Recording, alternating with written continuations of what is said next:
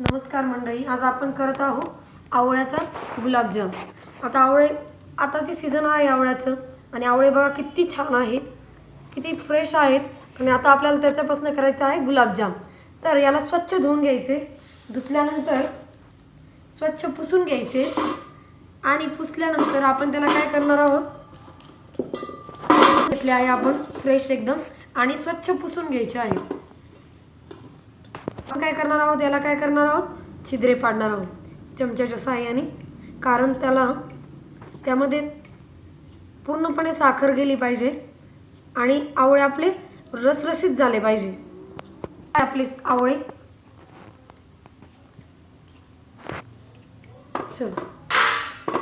आता आपण कढई ठेवली, त्यात पाणी टाकलं आणि आवळे आपलं स्टीम करून घ्यायचे।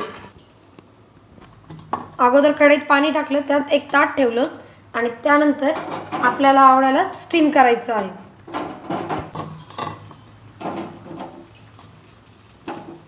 बघा, आवळे आपण आता स्टीम करायला ठेवतो आहोत आणि त्याच्यावर काय ठेवायचं आहे, एक छान पक्का असं झाकण ठेवायचं आहे। त्याच्यावर झाकण ठेवून द्यायचं आहे आणि 15 ते 20 मिनिटं छान त्याला स्टीम होऊ द्यायचं आहे। 15 ते 20 मिनिटं आता झाले आहे। आपण कपड्याच्या सहाय्याने हे वरचं ताट हळू काढणार आहोत। छान आवळे आपले स्टीम झालेले आहे आणि छान रसरशीत झालेले आहेत। हे बघा, आता याला आपण अलगद काढून घेणार आहोत आणि याच कढईमध्ये हे स्टीम झालेले आपले आवळे आहे। आता आपण याला अर्धा किलो आवळे आणि अर्धा किलो साखर घेणार आहोत। आता स्टीम झालेले आवळे आपण यात टाकणार आहोत।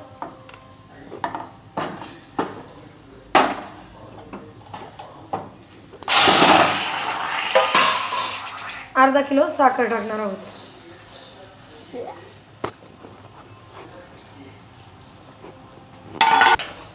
आपण त्याला छान मिक्स करून घेणार आहोत। बघा, छान त्याला हलवून एकजीव करणार आहोत आणि बघा, साखरेला पाणी सुटलेलं आहे। छान आवळ्यामध्ये त्याच्यामध्ये साखरेमध्ये ते मस्त मिक्स होत आहेत आणि पाक आता आपल्याला घट्टसर करायचा आहे। तोपर्यंत आपण मंद आचेवर हे होऊ देणार आहोत। आता आपण यात टाकणार आहोत विलायची पूड किंवा अख्खी विलायची, छान विलायची टाकणार आहोत। विलायची छिलकेही आपण त्यात टाकणार आहोत, तेही छान लागतात।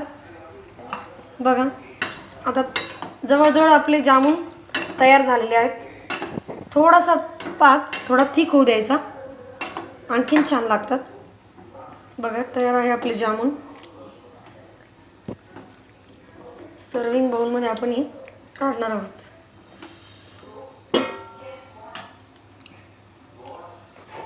जामून बघा, आणि आता छान त्याला सर्व करा।